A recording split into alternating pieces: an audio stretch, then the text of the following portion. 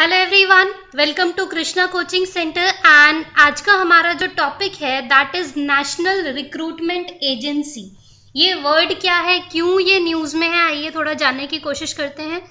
So why it is in news, या news क्या है? तो न्यूज ये है कि जो यूनियन गवर्नमेंट है, जो सेंट्रल गवर्नमेंट है, यूनियन गवर्नमेंट मतलब जो सेंट्रल गवर्नमेंट होती है, उसने क्या कर दिया है, उसने अप्रूव कर दिया है एक नेशनल रिक्रूटमेंट एजेंसी को, जो कि एक इंडिपेंडेंट बॉडी होगी।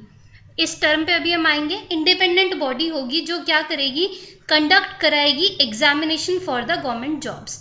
अब देखो, इंडिपेंडेंट बॉडी का मतलब क्या होता है कि जो गवर्नमेंट के एक तरीके से अंडर में वर्क नहीं करेगी, वो क्या करेगी, इंडिपेंडेंट अपने फैसले लेगी, इंडिपेंडेंटली अपना जो वर्क है वो कंडक्ट करेगी।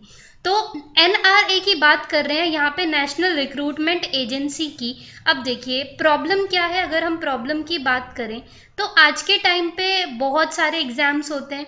एसएससी का हो गया, आपका बैंक का हो गया, या अदर जो ग्रुप बी और सी के एग्जाम है, और उनको एग्जाम कराने की जो एजेंसीज होती हैं दे आर डिफरेंट। एसएससी कोई और करा रहा है, आईबीपीएस कोई और करा रहा है।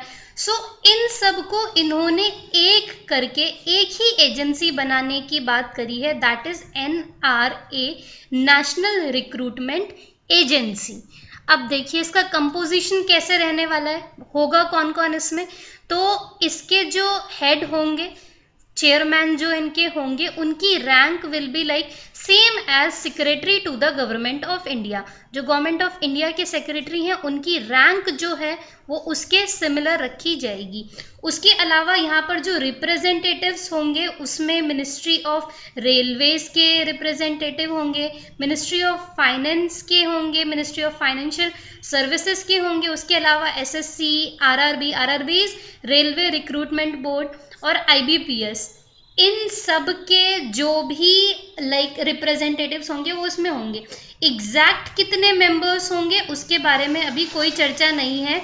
सो अभी फिलहाल ये बात करी जा रही है कि इसके जो रिप्रेजेंटेटिव्स हैं इसमें ये लोग जो हैं वो रहने वाले हैं। अब मेन चीज आती है कि जो प्रपोज्ड नेशनल रिक्रूटमेंट एजेंसीज हैं इसके एक्चुअली में फंक्शंस क्या रहने वाले हैं। तो सबसे पहले जो भी ग्रुप बी और सी के एग्जाम होते हैं, जो भी ग्रुप बी और सी की पोस्ट होती है, जिसको इस समय एसएससी करवा रहा है, staff selection commission, RRB railway recruitment board, IBPS institute of banking personnel selection, इन सब का प्रीलिम्स एग्जाम होता है वो एक ही होगा। अब ऐसा नहीं है कि आपको एसएससी का प्रीलिम अलग देना पड़ेगा, आरआरबी का अलग, आईबीपीएस का अलग, इन सब का प्रीलिम्स एक ही हो जाएगा। That will be common preliminary examination for various recruitments in the central government. तो सेंट्रल गवर्नमेंट की जो भी जॉब्स हैं उसका जो प्रीलिम्स होगा उसका पेपर एक ही होगा। तो जो कॉमन ये एडमिशन टेस्ट कराएगी, कौन कराएगी, नेशनल रिक्रूटमेंट एजेंसी। इस प्रीलिम्स का नाम होगा कॉमन एलिजिबिलिटी टेस्ट होगा, सीईटी, उसको कराया जाएगा। और जो बच्चा या जो भी कैंडिडेट इसको क्लियर करता है वो अप्लाई कर सकता है vacancy with in the respective agencies. तो जो भी रिस्पेक्टिव एजेंसीज होंगी उसमें वो जो है अप्लाई कर सकता है। अब देखिए यहाँ पे सिर्फ बात करी गई है प्रीलिम्स एग्जाम की, यहाँ पे मेंस की या इंटरव्यू की या अगर कोई और भी स्टेज है उसकी बात नहीं करी गई है। यानी कि सिर्फ जो प्रीलिम्स एग्जाम है वो कॉमन होगा, उसके अलावा जो लेटर स्टेजेस के एग्जाम है वो कॉमन नहीं होंगे। वो अपने अपने जो भी लोग करवाते हैं, जो भी एजेंसीज करवाती हैं वही करवाएंगी। अब टेस्ट कंडक्ट कैसे होगा, या फिर how the test will be conducted. So common eligibility test CET होगा ट्वाइस अ ईयर, एक साल में 2 बार होगा। यानी कि 6 मंथ्स पे आपको जो कॉमन एलिजिबिलिटी टेस्ट है उसमें बैठने का मौका मिलेगा। अब टेस्ट होगा 3 लेवल्स पे, 3 लेवल होंगे। पहला लेवल होगा ग्रेजुएट लेवल, जिसमें ग्रेजुएट लोग बैठ पाएंगे।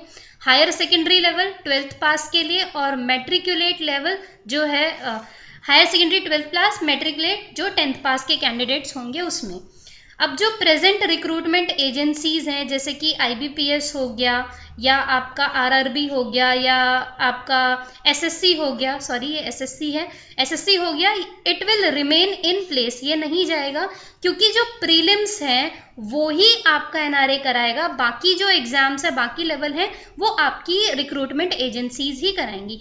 अब पहले लेवल पे क्या हो गई, स्क्रीनिंग हो गई, प्रीलिम्स जिसने पास किया। अब जो स्क्रीनिंग होगी वो CET कॉमन एलिजिबिलिटी टेस्ट के स्कोर पे होगी, बट जो फाइनल सिलेक्शन है रिक्रूटमेंट का वो सेपरेट स्पेशलाइज्ड जो टीयर्स होता है, टीयर 2 हो गया या टीयर 3 हो गया, वो आपका रिस्पेक्टिव रिक्रूटमेंट एजेंसीज ही करवाएंगी। यानी कि प्रीलिम्स कॉमन हुआ है और बाकी लेवल जो है वो कॉमन नहीं हुए हैं, वो अभी भी अलग अलग एजेंसीज ही करवाएंगी। सो कुछ और अगर इम्पॉर्टेंट डिटेल्स की अगर हम बात करें तो ट्वाइस इन ईयर होगा, हम देख ही चुके हैं।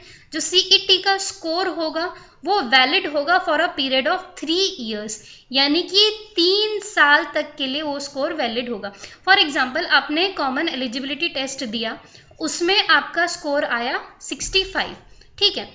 अब IBPS ने अपना जो था वो इन्होंने अपनी कट ऑफ बोली कि CET में जिसके 60+ होंगे वो मेंस में अप्लाई कर सकते हैं, तो आप अप्लाई कर सकते हो।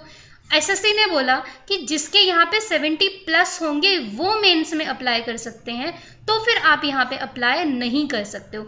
वो एजेंसीज अपने हिसाब से जो भी अपना कट ऑफ है वो CET का दे सकती है। बाकी CET आपका एलिजिबल 3 साल के लिए, मान लो जैसे मैंने कहा इस साल SSC में 70 जो था 70 आपका कट ऑफ दिया, बट अगले साल SSC ने अपना कट ऑफ रिड्यूस करके मान लो कर दिया 52।